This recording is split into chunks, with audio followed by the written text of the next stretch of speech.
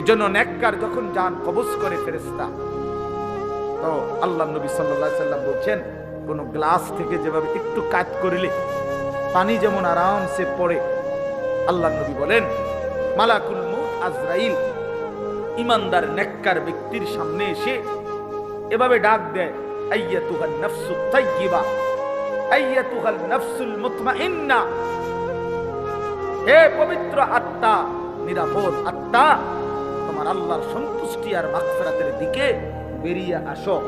এটা বললেই ব্যক্তির ইমানদারের রুহটা এই গ্লাস কাট করলে যেরকম পানি আপোষে পড়ে, ইমানদারের রূহ মালাকুল মউত আজরাইলের হাতে এইভাবে আপোষে চলে আসে। আল্লাহর কসম, এটা হাদিস।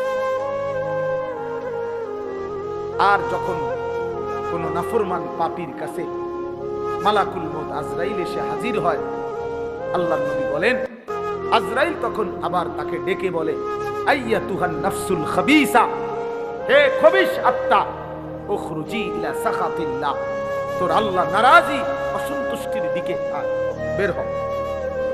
খোদার কসম, আল্লাহ পাক, আল্লাহর নবী বলেন নাফরমানের রূহ তখন কলিজা থেকে বের হতে চায় না।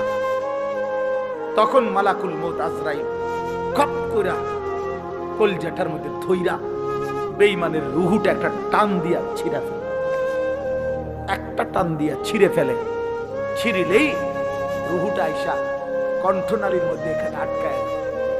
ফালাউলা ইযা বালাগাতিল হুলকুম ওয়া আনতুম হিনাইযিন তানজুরুন ওয়া নাহনু আকরাবু ইলাইহি মিনকুম ওয়ালাকিন লা তুবসিরুন ফালাউলা ইন কুনতুম গায়রা মাদিনিন তারজিউনাহা ইন কুনতুম সাদিকিন। আল্লাহ বলে, নাফরমান যদি সক্ষমতা থাকে, রুহুটাতে এখানে আটকায় রয়েছে, এটারে আবার আপন জায়গায় কলিজায় ফিরায় নেই। তারজিউনাহা, দে ফিরায়, ইন কুনতুম সাদিকিন। তুই না বলছিলি কিসের আল্লাহ, কিসের কোরআন, কিসের হুজুর? এই মিয়াডি তোর মিয়া সব কথার মধ্যে হুজুর আর টাইম নাই দেন না, সব কথার মধ্যে কোরআন কিতাব টাইম নাই দেন না, এমন বেয়াদব নাই? কথা বলেন না কেন? এমন বেয়াদব, নিকৃষ্ট বেয়াদব টাঙ্গাইয়া ফিরুন দরকার। যে নাফরমান আখিরাত খামখেয়ালি মনে করছে, কবর খামখেয়ালি মনে করছে। খোদার কসম, নবী বলেন নাফরমানের রূহ এই কণ্ঠনালী থেকে বের হতে চাইবে না।